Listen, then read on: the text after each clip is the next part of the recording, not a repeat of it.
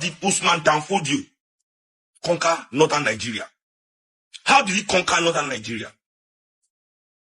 How did Usman Danfodio, when he came, people were already Muslims. He was still angry that they were not Muslims enough. He was angry that they were not Muslims enough. And waged war, murdering millions of people for no reason other than not accepting Islam. Is Saudi Arabia doing jihad? How many Saudi Arabian princes are riding around Arabia doing jihad, trying to steal land for their people? How many of them are still doing it? They have settled down. They are building nations. Look at Qatar is hosting World Cup. Saudi Arabia is doing amazing things all over the place. In fact, Saudi Arabia owns almost all the tech companies. They have invested their money far and wide, to the extent that their leader popped an American journalist to pieces, and America still does business with him.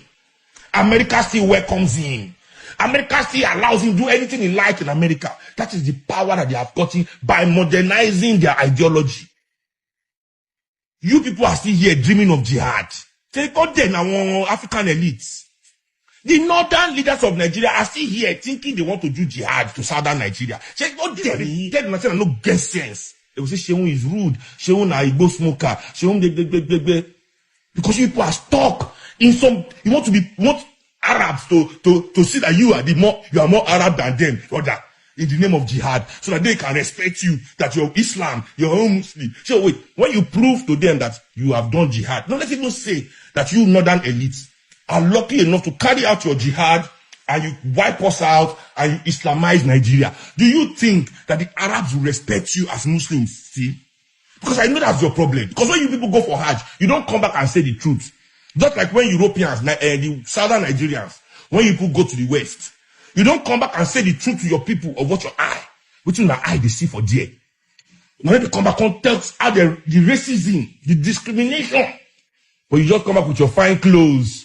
You start building one house with your fine shoe to show your brother, America is good. Yeah, they enjoy. Yes, yeah.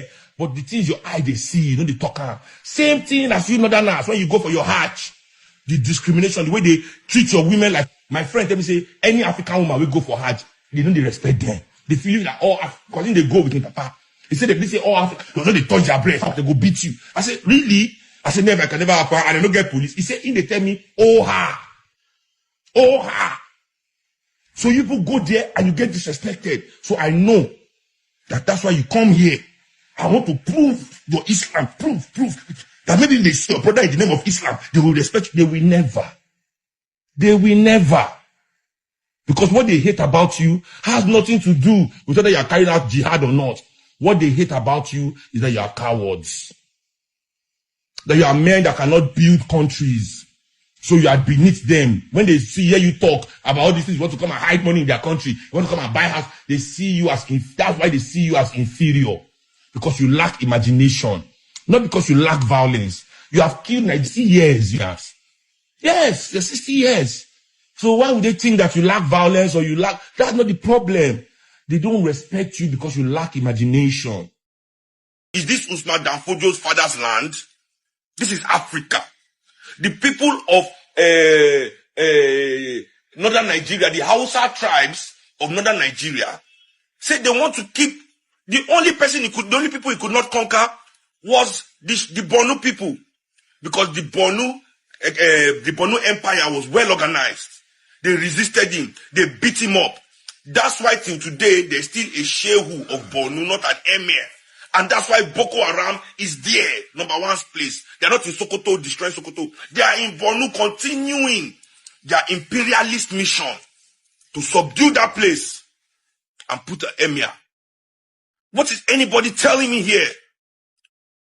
Religion of peace? Nigeria has to hear this. And whether you are a Muslim, a Christian, or a traditional African believer in Nigeria, if peace and security for all Nigerians is still what you genuinely want for your countrymen, and you aren't secretly in support of the advancement of these jihadist groups, then by default, you should be on the side of any effort to bring about this needed peace by all means necessary. Ladies and gentlemen, Boko Haram and all its spring groups have been around since 2002.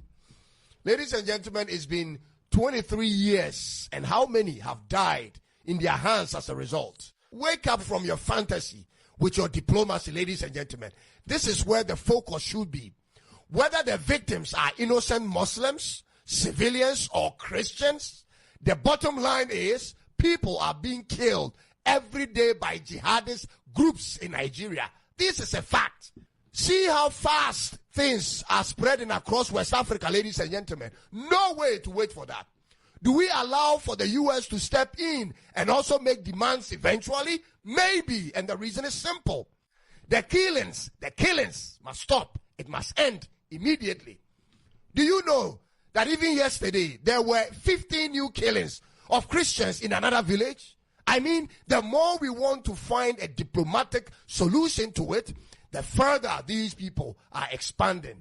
These are people who have already taken a stand on everybody that's occupying any space that they need. They are resolute on killing and casting fear in the heart of Nigerians until they vacate their lands permanently. So, there isn't time to waste, ladies and gentlemen. We need a stronger and meaner and more sophisticated military force, ladies and gentlemen, against them, and now. They must put the clamp on them. They must be on the run. I mean them. They should be on the run.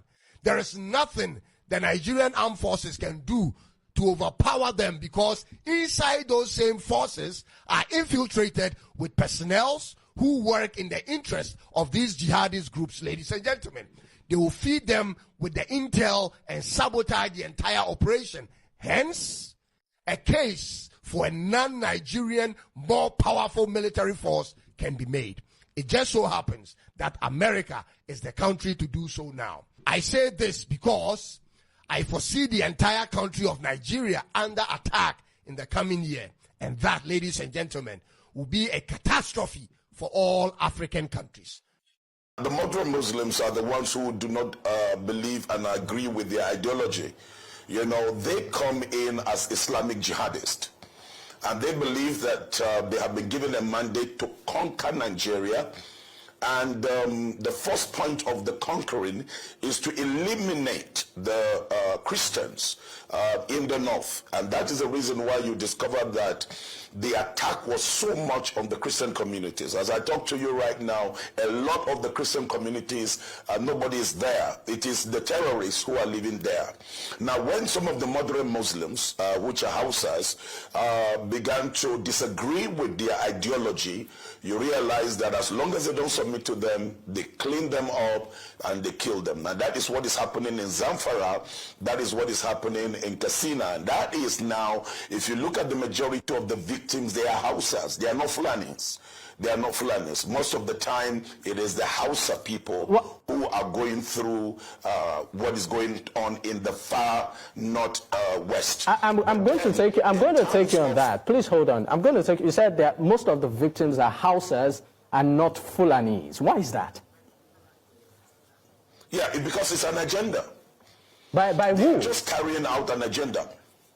By some of the leaders that are in this country. I've mentioned some of them.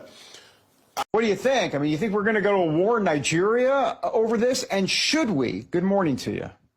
Well, David, I very seriously doubt it, because I expect that the Nigerian government will act at least to give the appearance of doing something to stop the mass killing of Christians there. The big problem here, though, is that the Nigerian government for years, and I've been documenting this on a day-by-day basis at Jihad Watch, has been complicit in this killing. They want the Christians to be killed in Nigeria. The Nigerian government is made up of Fulani Muslims, and they are one of the major groups waging the jihad.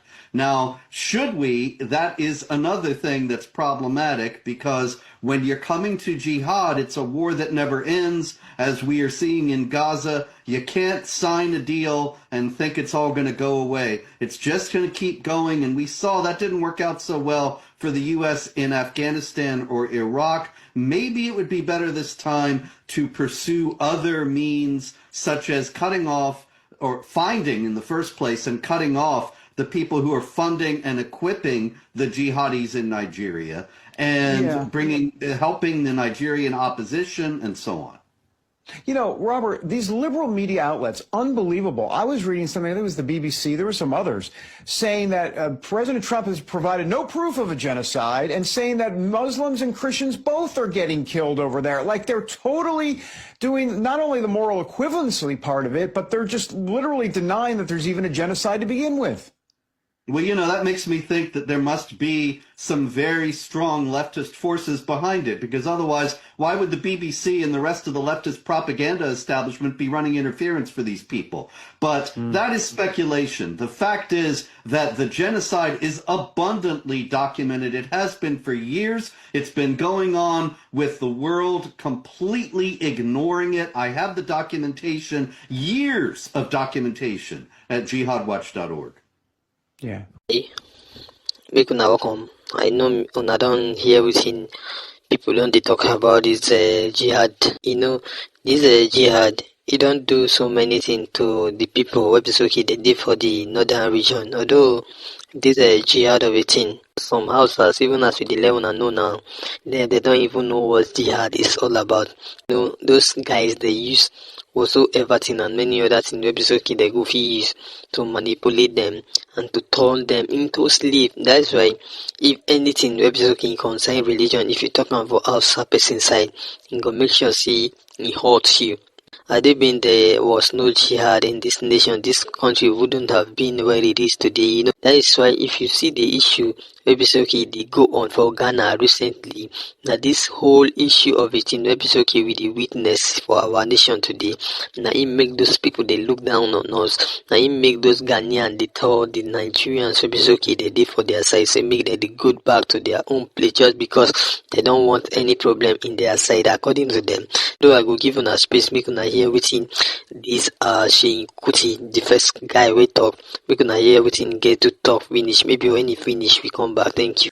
So now, let me look into the Quran, you know, in English translation, because I'm sorry, I don't have Arabic translation. I have never, you know, really, the way I read English Bible and claim to officially talk to anybody about it, I don't do that with, because, you know, you have to learn Arabic, and I don't want to learn that.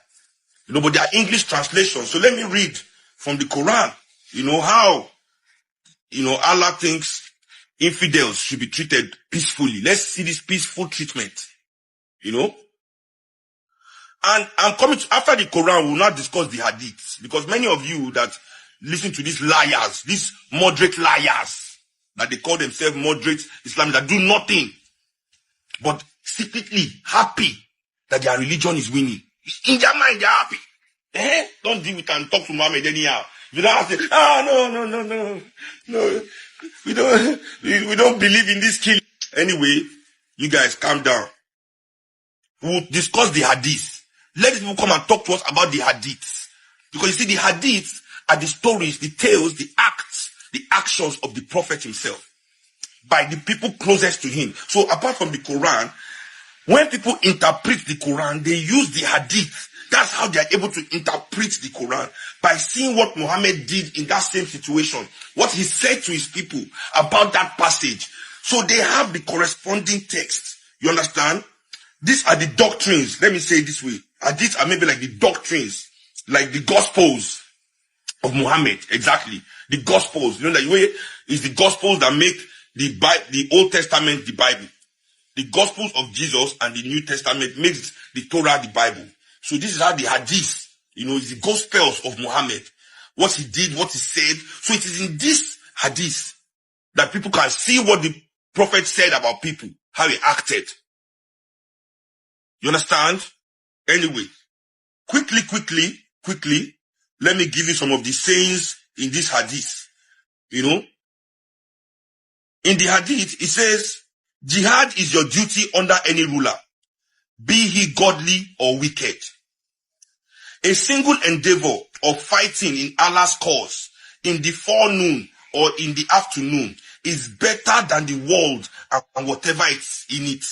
A day and night fighting on the frontier is better than a month of fasting and prayer. No buys and finds good from Allah in the hereafter would wish to come back to this world, even if you are given the whole world and whatever is in it, except the matter who, on seeing the superiority of martyrdom, would like to come back to the world again in Allah's cause. He who dies without having taken part in a campaign dies in a kind of unbelief.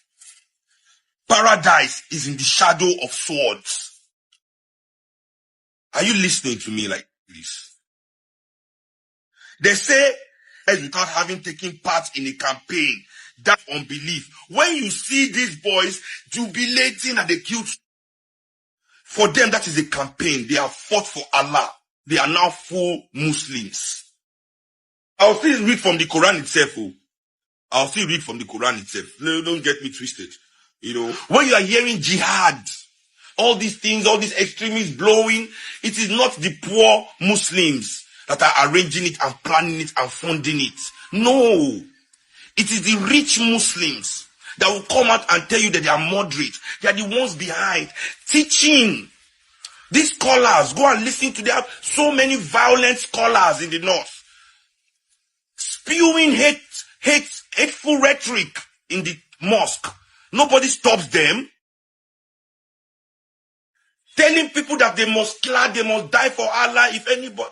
Did you hear what the cleric said yesterday? The cleric, go and look at this young stupid one that said he only had 83 million. Who donated 83 million for that one to do presidential campaign? He said insulting the prophet is the red line. This is somebody that wanted to rule Nigeria. He said they have red line. So you understand? This red line word, this is a presidential aspirant. It is how they have been taught by these brains, these scholars that they all look up to. Now, I know you don't hear within Shane Kuti get to talk. Although Shane Kuti now, like, what he's coming out to let the world know lately is a good thing, even as others. The reason I'm saying him now, person will be saying, okay, in the smoking bee, is still get ideology and he still understand how everything they work and how everything's supposed to be for every nation or for every region to get better. If you know what he don't say, say he don't talk and well. If to say northern people, them get person like this, will be so king, go feed they put them through for waiting them don't they do for their side for over how many years now. If to say they get person like this Shane Kitty, will be so king, they hide for back when they come out, they let them know truth about the bad thing and the bad preach, will be so okay that they preach to their people. I think those uneducated persons staying in the north, their eyes would have opened by now, but they don't have anybody like Shane Kuti. That's why, as you can see, them use many things to confuse them, to convince them, to make sure that they draw them to whatever thing they like.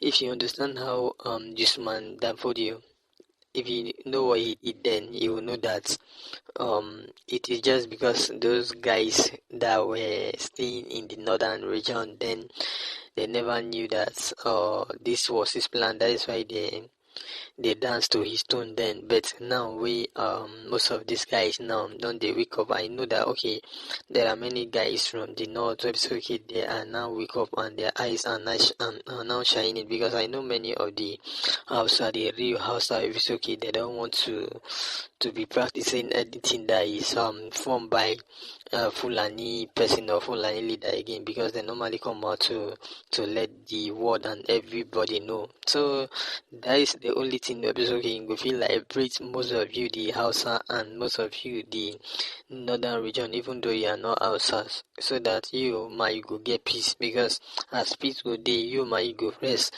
Since web is okay, peace no day, even as them they talk say okay, this jihad of it is still affecting Christian, it's affecting Muslim too.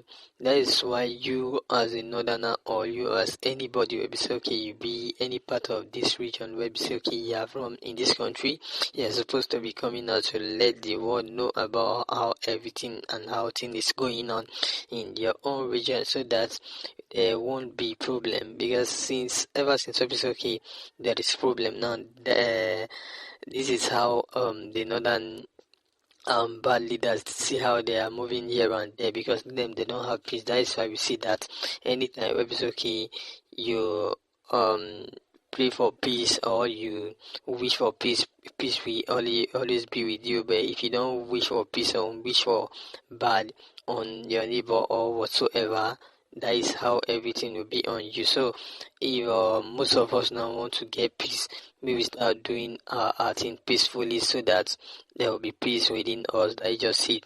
And by you hearing this, we know you may have something to say concerning this. If anything like that, they make it drop your own say below.